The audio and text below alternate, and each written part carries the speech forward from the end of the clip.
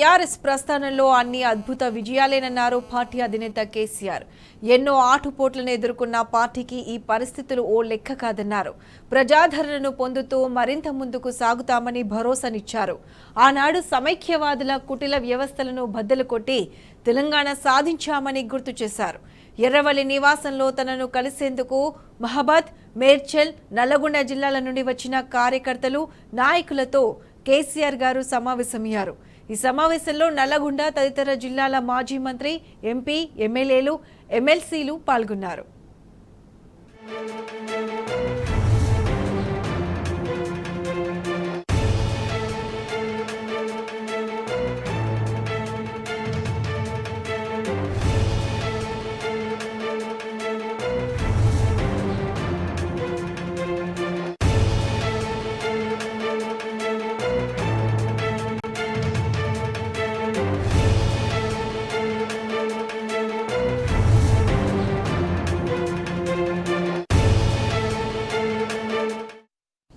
ఈ అంశానికి సంబంధించి పూర్తి అప్డేట్స్ మా ప్రతినిధి లివిల్ అందిస్తారు. లివిల్,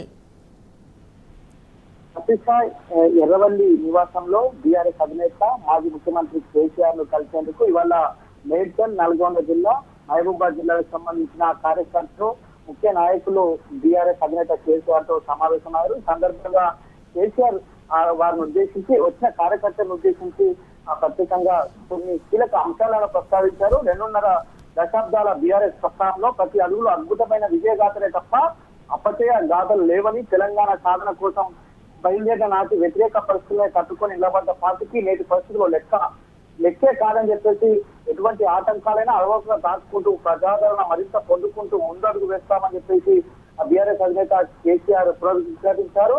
తెలంగాణ అస్తిత్వమే ప్రమాదంలో పడిన దిక్కు మొక్కు లేని చివరి దశ ఉద్యమకాల నుంచి తెలంగాణ రాష్ట్ర సాధన అటు నుంచి 10 ఏళ్ల ప్రగతి పాలన దాకా తాను ఎదుర్కొన్న కష్టాలను కేసీఆర్ సందర్భంగా కార్యకర్తలకు వివరించారు. ఆనాడు తెలంగాణ అష్ట దిగ్బంధనం చేసి సమైక్యవాద శక్తులు వారి మీడియాతో సహా సమస్త రంగాలు వాళ్ళు రాసిందే రాత, గీసిందే గీతగా నడిచేదని సందర్భంగా గుర్తు చేశారు. అత్యంత శక్తివంతమైన ఆంధ్ర వ్యవస్థలను తట్టుకుంటూ తెలంగాణ వ్యతిరేకత, సమైక్యవాదానికి సింబాలిక్ గా ఉన్న నాటి పాలకుడు చంద్రబాబు నాయుడు ఎదిరించి నిలవడం అంటే ఆషామాషి వ్యవహారం కాదని సందర్భంగా కార్యకర్తలను ఉద్దేశించి ప్రసంగించారు. అటువంటి సమైక్యవాద కుటుంబ వ్యవస్థలనే బద్దలు కొట్టి తెలంగాణను సాధించి కలబడి నిలబడిన తెలంగాణ సమాజం భవిష్యత్తులో ఎటువంటి ప్రతిబంధక పరిస్థితులైనా అధిగమిస్తుందని కేసీఆర్ మరోసారి కార్యకర్తలకు భరోసానిచ్చారు.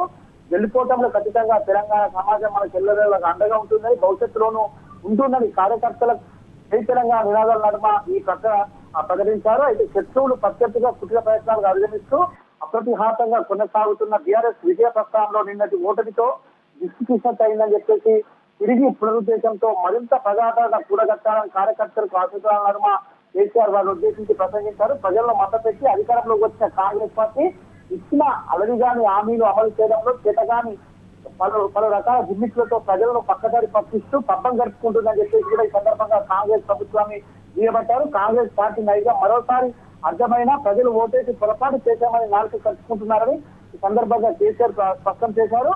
తెలంగాణలో మునుపెన్నడూ లేని విధంగా ప్రశాంతమైన పాలధార 10 ఏళ్లలో సంక్షేమ అభివృద్ధిని అందిస్తూ అన్ని తీరులో అండగా నిలబడ్డ బీఆర్ఎస్ పార్టీని తిరిగి తెలంగాణ సమాజం కోరుకుంటుందని సందర్భంగా కేసీఆర్ గుర్తు చేశారు. కేసీఆర్ మీద దేశంతో అసంబద్ధత పక్షాలతో ప్రజా ఆకాంక్షలు విరుద్ధంగా నడుస్తున్న కాంగ్రెస్ ప్రభుత్వం మీద ప్రజలు తిరుగుబడే రోజులు త్వరలోనే రానున్నాయని మరోసారి స్పష్టం చేస్తూ తన టెస్టులతో తానే ప్రజల చేత తీసుకొచ్చుకోవడం 50 ఏళ్ల కాంగ్రెస్ వైఖరి అని, ఈ నేపథ్యంలో ప్రజలు అనతి కాలంలోనే కాంగ్రెస్ పాలనపై విరక్తి చెందారనే విషయం పెద్ద స్థాయిలో కనిపిస్తుందని ఉదాహరణతో పాటు కేసీఆర్ వివరించారు. మరికొద్ది రోజుల్లోనే కార్పొరేట్ పట్టుకుని జనం దేవులాడుకుంటూ బీఆర్ఎస్ పార్టీ కోసం వస్తారని కేసీఆర్ ఆశాభావం వ్యక్తం చేస్తూ అప్పటిదాకా ఓపికతో ప్రజా సమస్యలపై పోరాడుతూ వారికి అందుబాటులో ఉండాలని కార్యకర్తలకు బీఆర్ఎస్ అధినేత పిలుపునిచ్చారు. అయితే ఈ సమావేశంలో నల్గొండ జిల్లాకు సంబంధించిన నేతలంతా కూడా సమావేశమయ్యారు. తన పట్ల సమాజం చూపుతున్న ప్రేమాభిమానులకు కేసీఆర్ సందర్భంగా ధన్యవాదాలు తెలుపుతూ,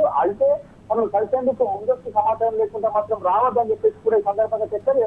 వస్తున్న వారికి కృతజ్ఞత తెలుపుతూ వచ్చేవారు ముందుగానే పేర్లు ఇస్తాం, ఆ విధంగా నియోజకవర్గాల వారిగా వచ్చి కలవాలని చెప్పేసి కూడా ఈ సందర్భంగా కార్యకర్తలకు నాయకులకు విజ్ఞప్తి చేశారు. ఏదైతే కాంగ్రెస్ పార్టీ మోసాలు కుటిల ప్రయత్నాలు తొందరలోనే ప్రజలంతా కూడా అర్థం చేసుకున్నట్టు కూడా ఈ సందర్భంగా బీఆర్ఎస్ అధినేత కేసీఆర్ స్పష్టం చేశారు. ఆ ప్రజల్లో ఈ కాంగ్రెస్ ప్రభుత్వంపై ఏదైతే ఉన్న తీరు ఇవాళ స్పష్టమవుతుంది, అర్థమవుతుంది.